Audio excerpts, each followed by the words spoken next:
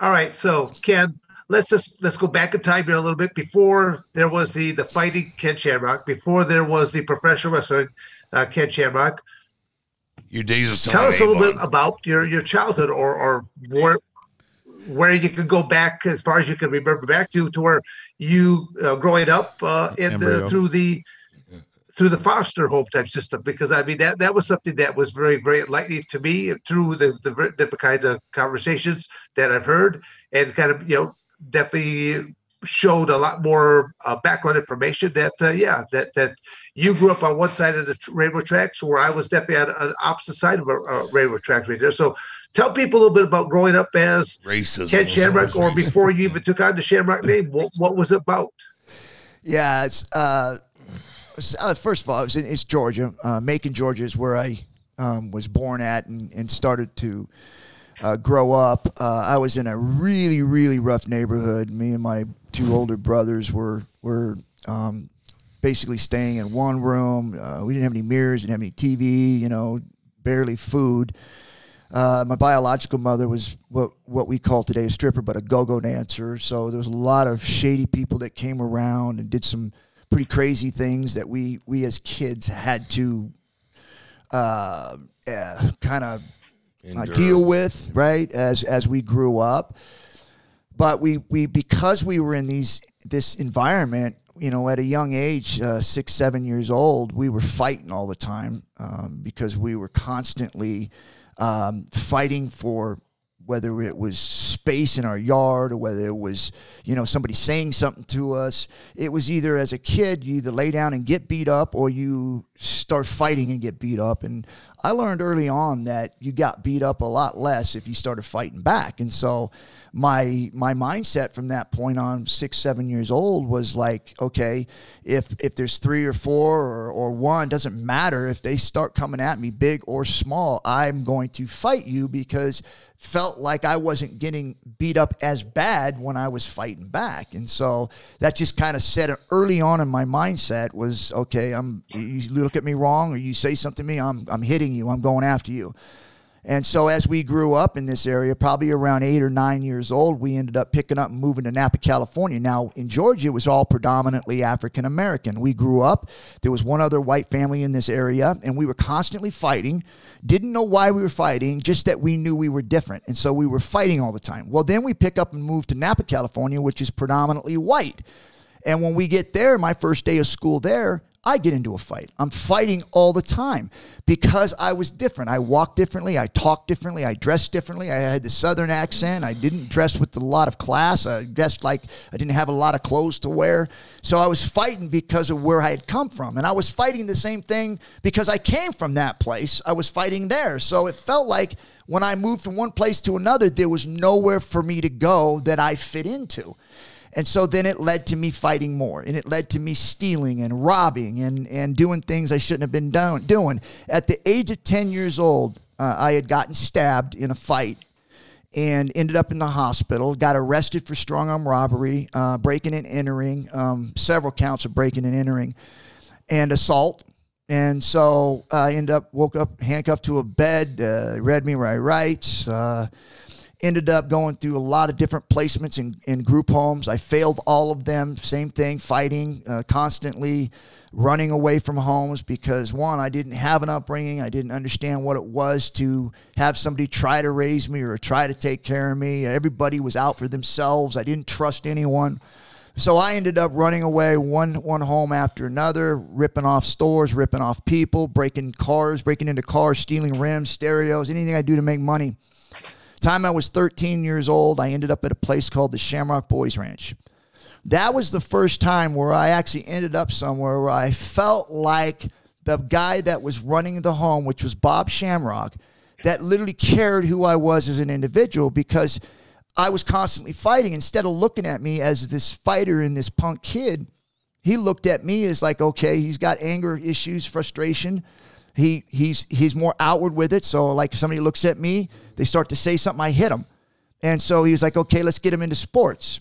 And so he put me in sports, football, wrestling. I became relevant. All of a sudden, instead of these people looking at me going, there's this punk kid, nobody wants to deal with me, nobody cares about me. All of a sudden, I got these coaches and these teachers. Now I feel relevant because I can tackle, I can hit, I can score touchdowns, and I can pin people. I can go in and wrestle and beat people up within the rules. And so now all of a sudden, I went from this kid that was doing all of that to an instructional area where I was taking the anger and I was keeping it within the rules of the games I was playing. And all of a sudden now I wasn't the kid getting arrested or putting in juvenile hall. I was a kid getting medals hung around my neck and winning football games. And now all of a sudden teachers are helping me get good grades. And all these things started to fall in line. And I realized my senior year, I went undefeated in wrestling my senior year. And it went through sections, won sections. And I go into the wrestling area, and I end up breaking my neck. I went because we didn't have anybody in there taping the mats together or cleaning them because the season was over, and I was the only one that had qualified. So we had guys come in, and they were helping me. Well, they didn't tape the mats and clean the mats, and I just slipped, and the guy fell on me and broke my neck. And now all these things that I was relevant for, all these things I did that made me feel good and that made me feel relevant was now all of a sudden in jeopardy. I was told I would never play contact sports again. 17 years old, after everything that I went through, did everything right, it was being taken away. My father said something to me when I was in the hospital, and I'll never forget this. He told me, he said, you can lay there and pout about it, or you can get up and do something about it. Now, what he was saying to me was like, yeah, this is bad news, but you're the only one that's going to be able to change where you're at right now. Nobody's going to do it for you. You're the only one that can do it. And from that point on is where I really started to take initiative. I turned 17 a month after this. I realized that my options with scholarships were gone. No colleges were going to touch me. And so I realized what he had said to me was as black and white as you could get it. And so I started doing something about it. I started training. I started lifting. I started putting on size. I started getting strong. Started putting muscle around my injured area and ended up walking on at Shasta College playing football. I was the starter. I was the captain. I got a lot of awards when I was playing football, and then did the Olympic trials in '88. And then one thing led to another where in my career and everything where I'm at right now, and all because of the one thing my father said to me was like, you're the only one that's going to change the direction here. Nobody's going to do it for you. Yeah, strong stuff. Wow. How old were you, Ken, at that time when you first met Bob Shamrock? I was 13. 13 years old. How many other boys were living in this group home at that time? 18 boys were in the home. There was 4 counselors. We had a bunkhouse that I believe it held 8 kids, and then we had 2 other rooms out there that held 3, and then in the main house they had 4 or 5 more rooms in the main house, and it was a mansion. I walked into this place. I was like, you guys came to the wrong house, because it was $1 million home. It was beautiful.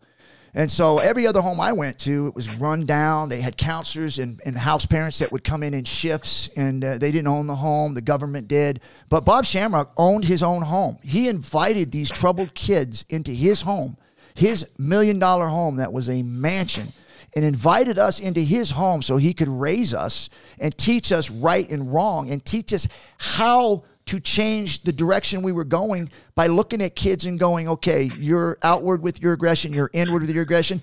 There was a kid one time that was more of an artist, right? He wasn't into sports or anything like that. And my mom, I remember seeing how she dealt with this kid because he drew this drawing in class where he was standing on top of a pile of bodies and he was holding this head and it said, kill them all. It was a drawing.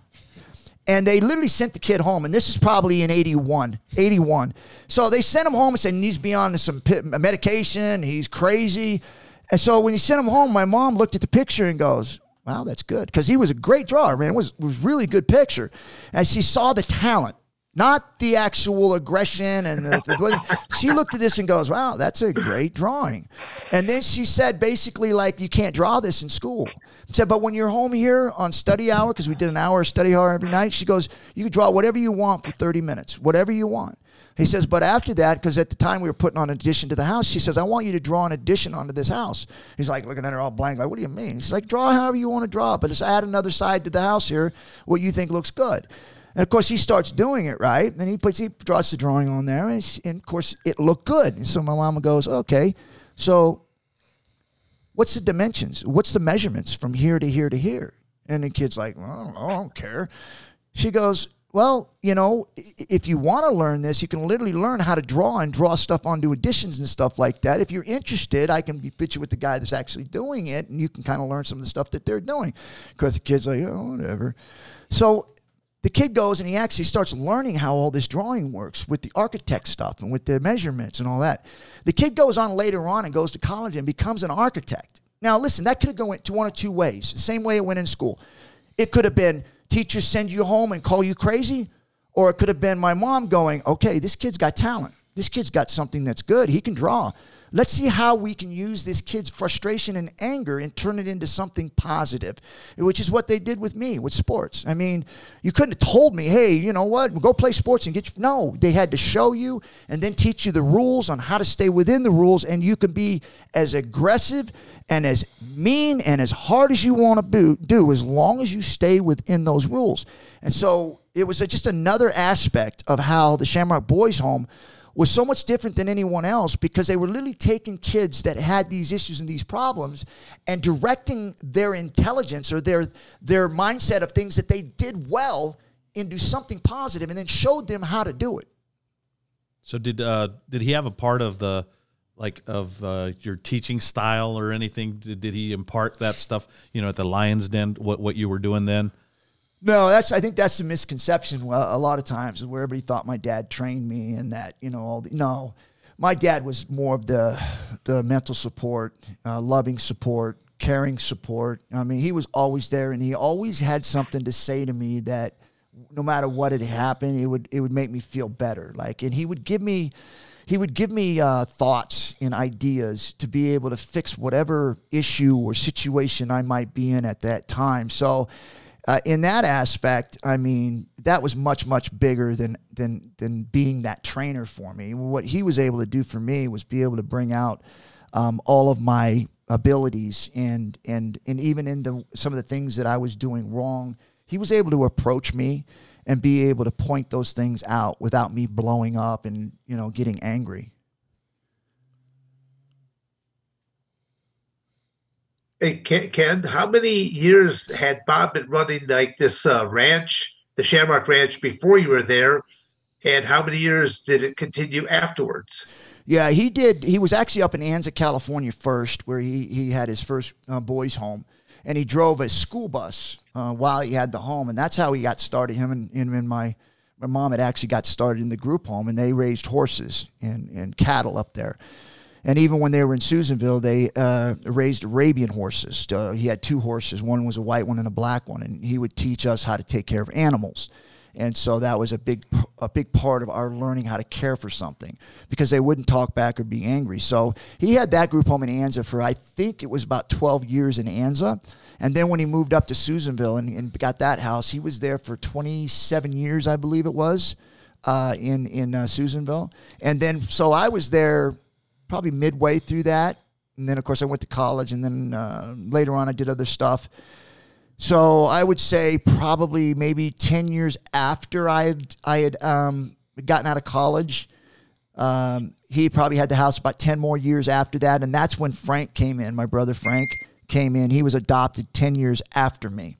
So, but he'd helped over 1,000 kids, 1,200 kids, something like that. Even kids in the neighborhood that were in Susanville or in Anza, he would invite them over to the house, and a lot of kids would go to him, because he was just that kind of guy that you knew that he was just a kind person, and that he was always positive. Like, he was always saying positive things. And so a lot of kids gravitated towards him, because he was always, especially if they had problems at home, they always knew they could go to him, and he would have a conversation with them and then have a conversation with their parents.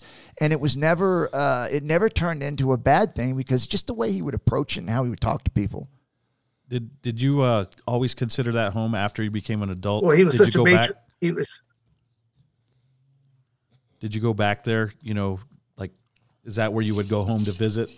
Yeah, that was my home. He adopted when I was 18, because my biological mother at the time, for whatever reason, didn't want me to be adopted. I don't know, because I was never raised by her. You know, I mean, I knew her and I knew who she was, but I was never really at that house because I was gone most of the time in juvenile hall and stuff. And so it wasn't like she wasn't raised me at the time. But then when I said that, you know, I think it was probably 15 years old, he wanted to adopt me, and I wanted him to adopt me. And my biological mother said no, she wouldn't let that happen. And I didn't understand it, because I told her, I said, I'm gaining a father. I'm not replacing you.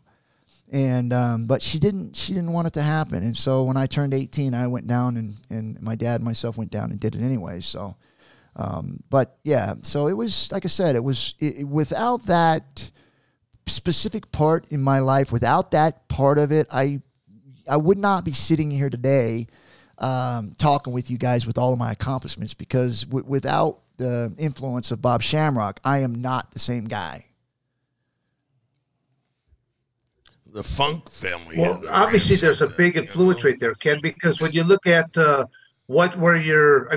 run a group home now for boys. How long have you been doing that? Yeah, I'd actually done that in Lodi, California, in, I believe it was 94, 95, 96. I had actually started running the home for group homes. And the fact is, I was doing that home when me and you went to fight in Detroit, our second fight. And that was a big influence on some of the decisions I made going into that fight with the rules and stuff that they had set down, because I had 5 boys in the home. And one of the things that we preached, which is what I learned, stay within the rules and you could do whatever you want. And so I was struggling with that thing that they were trying to push across to us as fighters, of going ahead and doing it, and we'll find you later. But to me, in my mind, it was like, just 2 weeks prior to that, those guys in Canada got arrested, some of them for punching. And so I just couldn't take the chance of them arresting me and going to jail, because I broke the rules after preaching this to the kids in the way that I was raised to bring me where I was at today. Obviously, I wasn't an angel. I broke rules all the time, but I didn't do it in front of media. I didn't do it in front of the TV or cameras. You know, I mean, I did things that I'm not proud of, and that were mistakes probably, you know, but in the moment, I just got loose and did things. But I felt like this, where it was national TV, everybody's watching, and we know what the rules are. And so I couldn't put myself in that position to do that. So I only did that for 3 or 4 years after that. And then, of course, after that, I moved away and started another career in pro wrestling, started moving away from the MMA and started really digging in and finding out what I could do more in pro wrestling. And that's when, you know, WWF came in, and I started making a career there. Yeah, so that's kind of how it worked. Like I said, I don't have a group home now for kids. I work with at-risk kids now, where I literally go out and I speak to different kids, whether in juvenile hall, group homes, or just kids that were at risk, that they literally have me come and talk to. So those are things that are very close to me and things I love doing, because I've been there. I know what they're thinking. I know what they're going through. And with my success story and what I went through, I'm able to share with these kids the things that they can do if they decide to put their minds to it. But they got to do it. Nobody else can.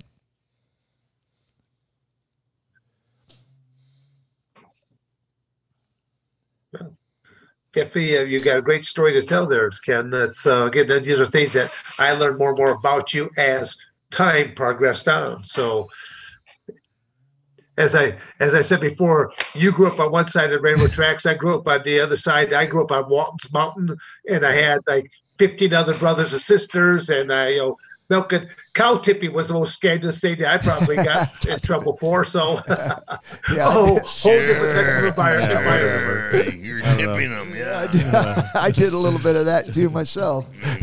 Yeah. That's not a very nice thing to say about the women in Michigan.